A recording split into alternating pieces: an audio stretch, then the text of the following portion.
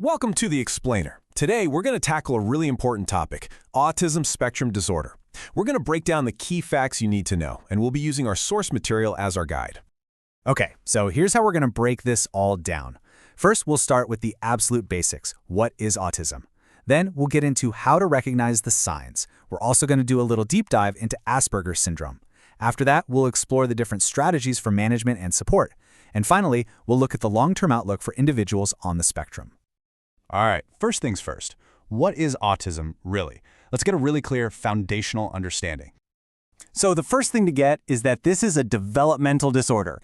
That means it's not something that just pops up later in life, right? The signs start showing up really early, typically within the first 3 years. And you can see it mainly affects two really critical areas: how a person builds social relationships and how they develop language. Okay, now this is really interesting. Check out this stat from our source material.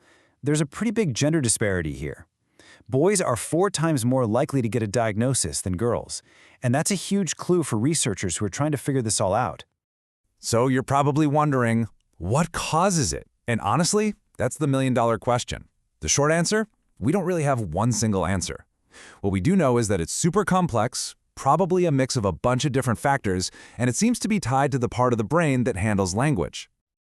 Okay, so we have a basic idea now, but let's get practical. How do you actually recognize the signs? What are the key features and behaviors we should be looking for? So this slide really gives us a great overview. You can kind of see the main features fall into a few big buckets. You've got the social challenges, which are a huge part of it. Then there are the language delays. And listen to this, about half of individuals might never learn to speak effectively. That's wow. And finally, there's this really strong need for routine and predictability. You see that in repetitive behaviors and, a lot of anxiety if things suddenly change. And those features we just talked about, well, here's how they can actually look in a child's day-to-day life.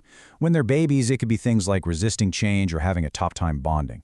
And as they get a little older, those underlying struggles can turn into things like frequent tantrums or being hyperactive, which, that often means they need someone watching them pretty much constantly to stay safe. You'd think with all these signs, getting a diagnosis would be easy, right? Well, it's actually the total opposite. There isn't a blood test or a brain scan that can just give you the answer. It takes a whole team of experts carefully observing a child over a long period of time.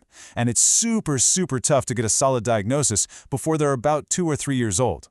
And this is so important to remember. It's called the autism spectrum disorder for a reason. It's not just one thing.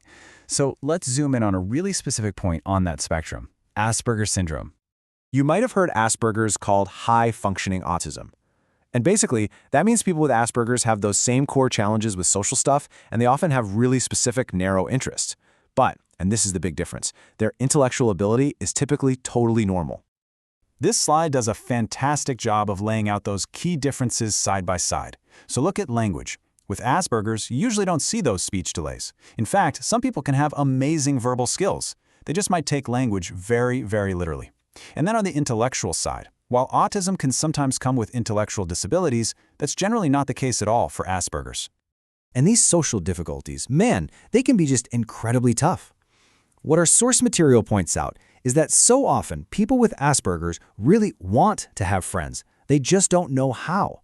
They struggle to read all those little social cues, like facial expressions, that many of us just get instinctively. And that can lead to this really painful cycle of being misunderstood, maybe even getting teased, and just feeling totally isolated. Okay, so given all these challenges, what can actually be done to help? Let's take a look at the strategies for management and support that really make a difference. This is probably the most important thing to get straight. There is no cure for autism. That's not the goal. The goal isn't to fix a person. It's all about providing the right kinds of support, teaching crucial life skills, and really empowering both the individuals and their families to navigate the world and live the best, most fulfilling lives they can. And this slide gives us a really clear roadmap for getting the best results. It all starts with getting a diagnosis as early as possible. The sooner you know, the better. Then it's about creating a really firm, consistent environment at home. From there, you bring in specialized early intervention programs. And it doesn't stop there. It's about ongoing support, things like speech therapy, to keep building on that strong foundation. And here's something we absolutely cannot forget. The support isn't just for the person with autism. The entire family is on this journey. The commitment from parents and siblings is just immense. So making sure they have support and can take regular breaks is absolutely essential for everyone's well-being. Okay, let's wrap up by pulling back the lens and looking at the big picture. What does the lifelong journey look like for people on the spectrum, based on what our sources tell us? Now this number, it's a tough one. Just 5%. That's the percentage of adults with autism who are able to go on to live completely independently and hold down a job. This number really drives home just how lifelong and significant these challenges can be. So what does that mean? Well, it means that for the other 95%, the vast majority, some level of lifelong support is going to be needed. And that's a huge long-term commitment, not just from the family, but from the community as a whole.